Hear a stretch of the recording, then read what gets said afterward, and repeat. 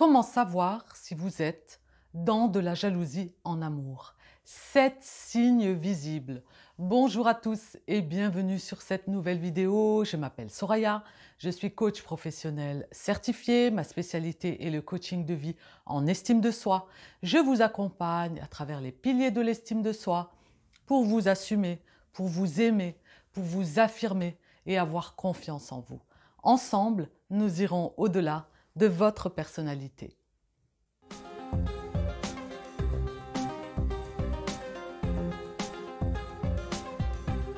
À travers cette vidéo, je vais vous apporter 7 signes visibles pour savoir si vous êtes dans de la jalousie en amour. Avant de commencer cette vidéo, je vous invite à vous abonner à cette chaîne juste en dessous, à mettre un petit pouce bleu, un petit like et de la partager. Je vous invite également à cliquer sur le lien juste en dessous de la description pour répondre au bilan et recevoir dans votre boîte mail un cadeau personnalisé. Donc, n'hésitez pas à remplir ce bilan, vous serez ravis. Le premier signe de cette jalousie en amour, eh bien, c'est que vous n'aimez pas rester seul. Non, mesdames, non, messieurs, vous ne pouvez pas rester seul. Ça vous pose problème parce que lorsque vous êtes seul, vous êtes en train de penser à votre cher et tendre aimé.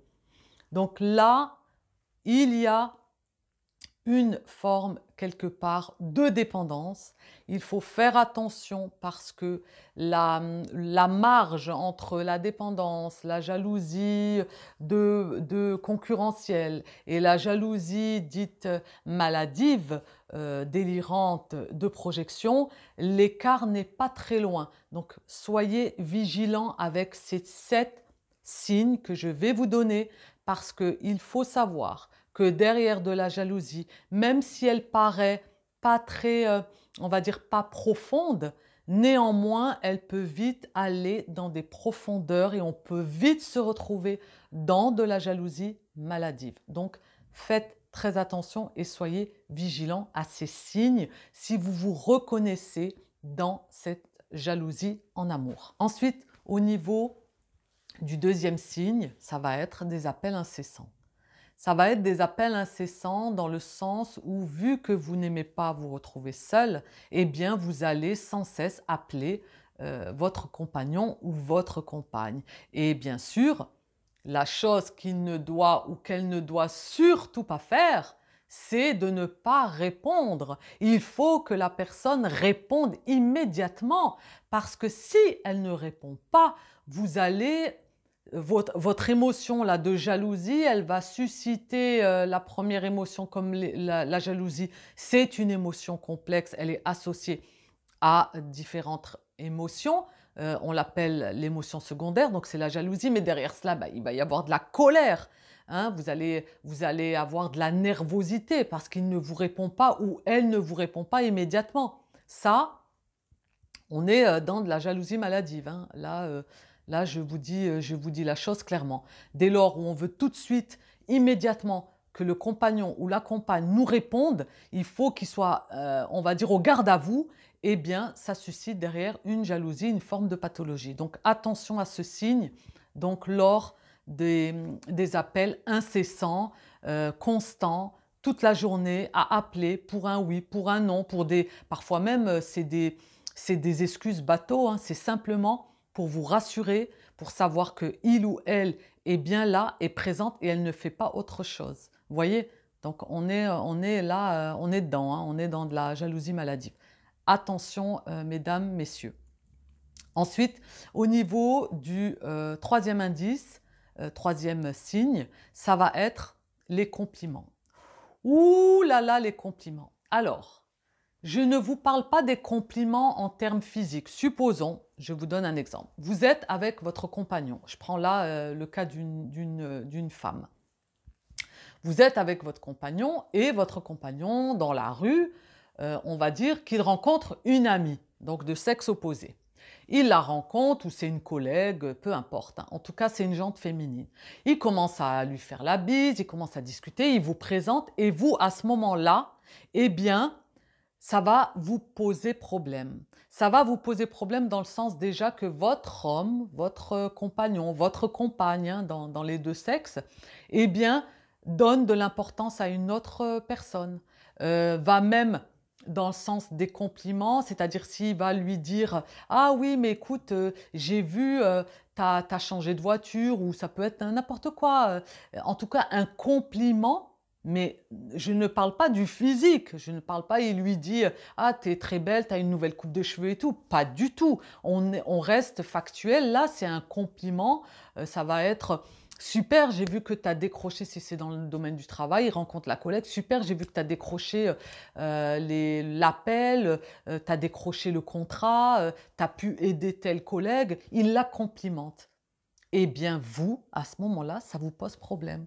Là, c'est vous allez mal supporter, c'est de la jalousie, ça va ruminer, ça va remonter en vous, il y a des tremblements, il y a vraiment on devient nerveux, il y a de la colère et tout ça, bah, on ne peut pas l'extérioriser, face à la personne et votre, compagnon parce on va vous dire que vous êtes complètement, pas net, pas clair, vous voyez? Donc vous allez tout ça, vous allez devoir le contenir, hein? Et ensuite, bah, forcément, ça finira par sortir, hein, parce que souvent, c'est un petit peu comme un couvercle, on étouffe l'émotion et en fait, on a trop gardé et à un moment donné, boum, on explose. Ça arrive, hein, il faut le garder à l'esprit, hein. Parfois, la personne en face qui se prend ça en pleine figure, si je puis dire, elle s'en rend pas compte, mais en fait, c'est l'accumulation des émotions qu'on a refoulées et à un moment donné, bah, le vase, il est trop, ça déborde, donc il faut que ça sorte. Donc là, en l'occurrence, vous allez garder, en vous, mais vous ne supportez pas le compliment, qu'il puisse faire. Alors je ne vous parle pas de l'aspect physique, hein. Il vous dira jamais, «Ah, elle est super jolie» ou «Elle a des super belles jambes», hein. Là, c'est mort, hein, c'est pas la peine. Donc là, on reste sur le compliment, on va dire factuel. Ensuite, au niveau du quatrième signe, ça va être la routine conjugale, la routine, le changement. Vous n'aimez pas ça. Pourquoi? Parce que c'est pas un peu métro boulot dodo, mais en fait, dès lors où votre compagnon ou votre compagne, supposons qu'elle a envie de sortir, elle vous met un petit peu le challenge: «Allez, viens, on sort, on va voir un film, allez, on va au resto», et que ça ne rentre pas dans vos habitudes, eh bien pour vous, ça vous déstabilise dans le sens où ah, on va sortir, ah, ça va être une source de regard, il va rencontrer peut-être quelqu'un ou elle va rencontrer quelqu'un, je ne serai pas tranquille parce qu'en fait cette jalousie elle est présente, elle est pesante, elle est en vous. Vous voyez? Et on va au-delà de ça, vous vous rendez compte? C'est véritablement de rentrer dans une routine et de ne pas la changer parce que le seul motif, c'est que vous pouvez rencontrer des personnes, vous serez face à l'inconnu et là, en fait, vous perdez vos moyens et vous ne voulez pas, vous ne voulez pas voir ça, vous ne voulez pas subir ces expériences, en fait, si je puis dire. Donc, vous préférez vous rassurer à garder votre compagnon ou votre compagne à la maison, bien au chaud, juste avec vous. Vous voyez, c'est le sentiment également de partage, hein. Vous ne voulez pas le partager parce que vous avez tellement un amour qui est, on va dire, déconnecté d'une réalité. C'est un amour grandissant qui est en vous, hein.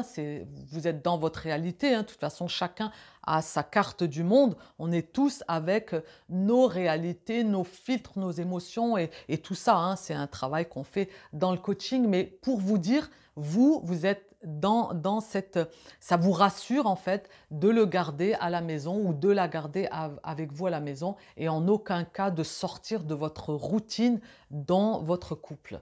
Voilà, parce que vous avez peur de rencontrer quelqu'un et potentiellement un risque de rivalité, hein. On va rencontrer quelqu'un ou on va aller dans le restaurant, la serveuse elle arrive ou le serveur, il est super mignon, elle est super belle, mon homme, ma femme va jeter un regard, ça va être pénible pour moi, je vais trembler, je vais encore m'énerver comme l'exemple précédent du comportement. Donc vous voyez, on va loin, hein. Donc à ce point derrière en fait c'est parce que vous ne voulez pas être confronté à ce genre de situation. Au niveau du 5e signe, ça va être le contrôle, l'espionnage, la surveillance. Vous êtes focalisé sur le compagnon ou la compagne. Vous épiez tout, vous surveillez. Vous êtes là comme si de rien n'était, le portable, elle le prend en main, il le prend en main. Vous avez les yeux rivés dessus, c'est en bas, c'est à gauche.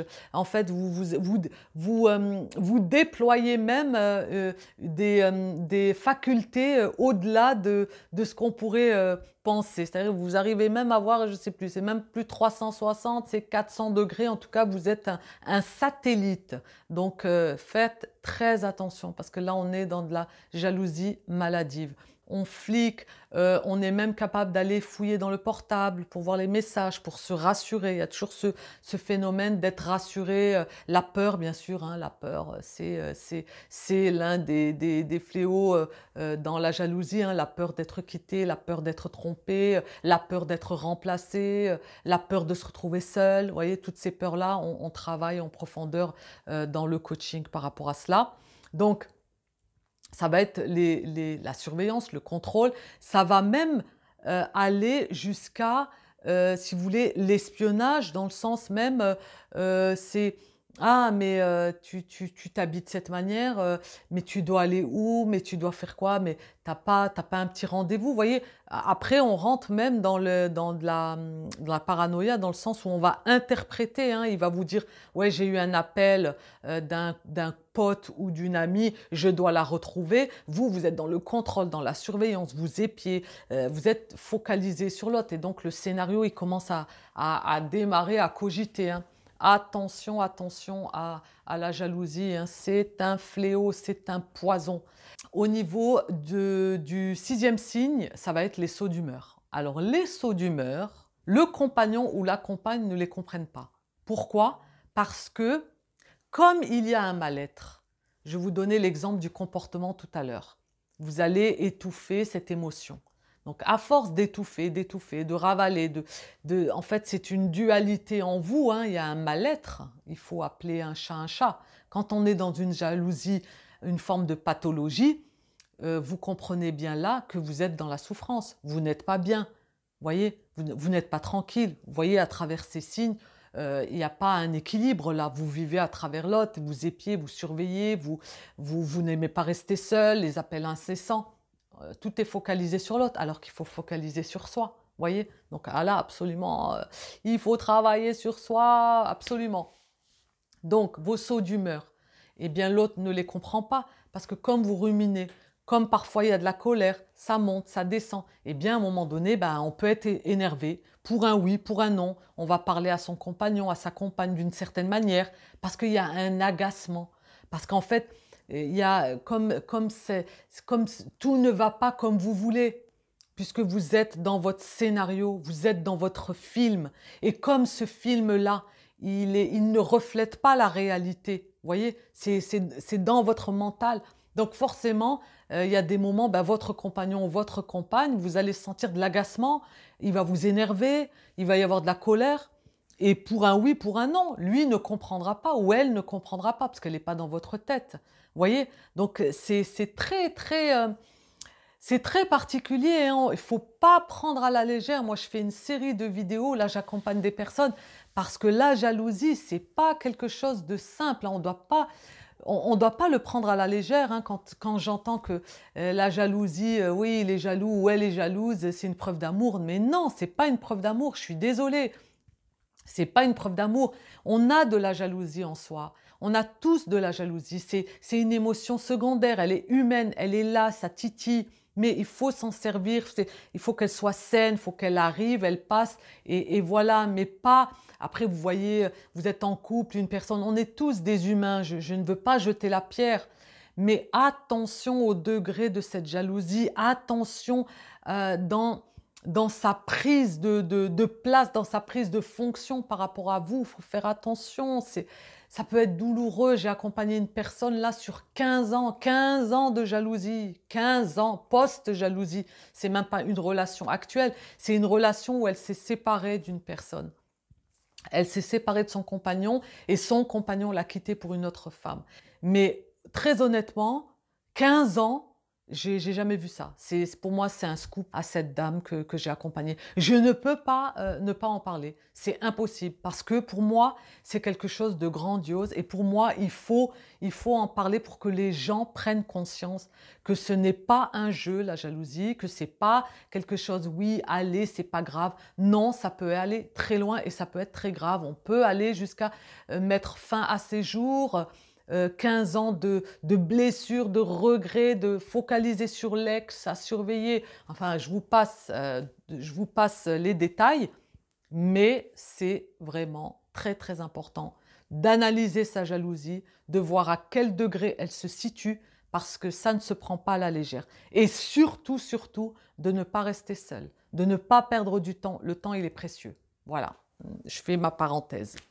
Ensuite, au niveau du septième signe, le dernier, eh bien, c'est le chantage affectif. Oui, un chantage affectif dans le sens où vous êtes invité avec votre compagnon ou votre compagne et en fait, comme vous avez bien compris que vous ne voulez pas le partager, vous êtes dans votre routine conjugale, vous aimez rester seul avec lui ou avec elle, eh bien, chantage affectif, vous allez rentrer même dans de la simulation. Vous allez même faire semblant parfois d'être fatigué, de ne pas avoir envie de sortir. Supposons que votre compagnon ou votre compagne vous dit qu'on a une sortie avec des amis, eh bien vous allez faire un chantage affectif dans le sens où vous allez faire semblant. Oh non, mais j'ai pas envie, j'ai pas le cœur à ça, je me sens pas bien, je suis patatrac.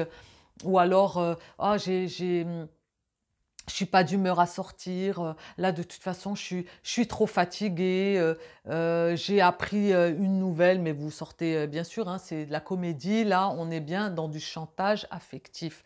Donc on joue la comédie et puis surtout, puisque derrière, il y a pas de confiance en fait. Il n'y a pas de confiance, vous êtes en manque de confiance et forcément, en sortant avec votre compagnon ou votre compagne, pour vous, ce sera l'occasion qu'une autre personne puisse, une rivale puisse mettre la main dessus, puisse le regarder et ça vous insupporte.